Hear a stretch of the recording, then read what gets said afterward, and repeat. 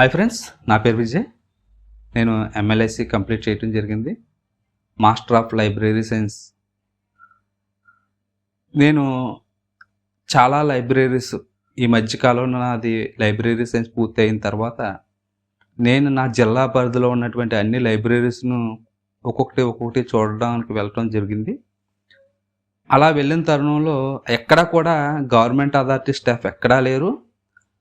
చాలామంది అవుట్సోర్సింగ్ పద్ధతిలోనే పనిచేయటం అనేది జరుగుతుంది. వాళ్ళు కూడా బిఎల్ఐసి క్వాలిఫికేషన్తోనే ఉన్నారు. సో కొంతమంది అయితే బిఎల్ఐసి క్వాలిఫికేషన్ కూడా లేని వాళ్ళు ఉన్నారు. సో వాళ్ళు ఏంటంటే 3-4 లైబ్రరీకి ఒక అవుట్సోర్సింగ్ సంబంధించిన వ్యక్తి మాత్రమే చూడటం జరుగుతుంది. ఒక్కొక్క రోజు ఒక్కొక్క విలేజ్ కేటాయిస్తున్నారు, అది కూడా ఒక పూట అనుకుంటా. సో ఇలా అన్ని లైబ్రరీలో స్టాఫ్ లేకపోవడం. సో మనం ఎప్పుడైతే ఇంటికి పన్ను కట్టినప్పుడు గ్రంథాలయం సెస్ కూడా కట్టడం అనేది జరుగుద్ది. పూర్వం ఈ గ్రంథాలయాలే విద్యాలయాలుగాను, ఎంతో నాలెడ్జ్ కేంద్రాలుగాను, ప్రజల్లో సృజనాత్మకత కలిగించేటువంటి అంశాలను వాళ్ళకి అంతర్జాతీయంగాను జాతీయంగా తెలిసే విషయాల్లో నాణ్యత కూడినటువంటి విషయాలు తెలియజేయటం గ్రంథాలయాలు ఎంతో ప్రాముఖ్యతను పోషించాయి. ప్రస్తుత తరుణంలోని ఈ ప్రజా గ్రంథాలయాల్లో కొంచెం నిర్లక్ష్యం వహించడం వల్ల వాటి యొక్క ప్రాధాన్యతను కోల్పోయారు. ఈ అకాడమిక్ లైబ్రరీలో కూడా ఈ ప్రభుత్వ స్కూళ్ళల్లో చాలా పోస్టులు ఖాళీగా ఉండటం, వాటిని నిర్వహించకపోవటం, అలాగే జూనియర్ లెక్చరర్లోని అలాగే డిగ్రీ లెక్చరర్లో లైబ్రరీ పోస్టులు అనేకం ఖాళీగా ఉండటం, వాటిని పూర్తి చేయకపోవడం, ఇలాంటి అనేక సందర్భాలు వల్ల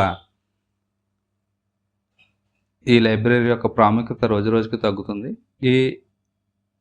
ఎక్కడైతే ఖాళీలు ఉన్నాయో వాటిని తక్షణం పూర్తి చేసే బాధ్యత ఈ ప్రభుత్వం మీద ఏర్పడి ఉంది కనుక ఈ పాతకాలం వంటి ఈ లైబ్రరీని అధునాకరిస్తూ వాటిని డిజిటలైజేషన్ చేసే ప్రక్రియలో ప్రస్తుతం ఈ డిజిటల్ లైబ్రరీలను పూర్తి స్థాయిలో ప్రజలకు అందుబాటులో తీసుకురావటం, అలాగే విద్యార్థులకు కూడా అందుబాటులో తీసుకురావటం వల్ల వారికి ప్రపంచంతో పోటీ పడేటటువంటి ఈ అవకాశం వాళ్ళకి కలుగుతుంది.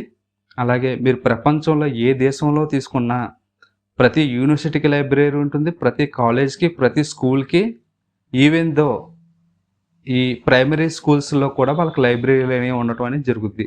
కేవలం మన దేశంలో, మన రాష్ట్రంలో, మన ప్రాంతంలోని ఈ దౌర్భాగ్య పరిస్థితుల్లో మనం ఉండటం చాలా దయనీయమైన పరిస్థితి.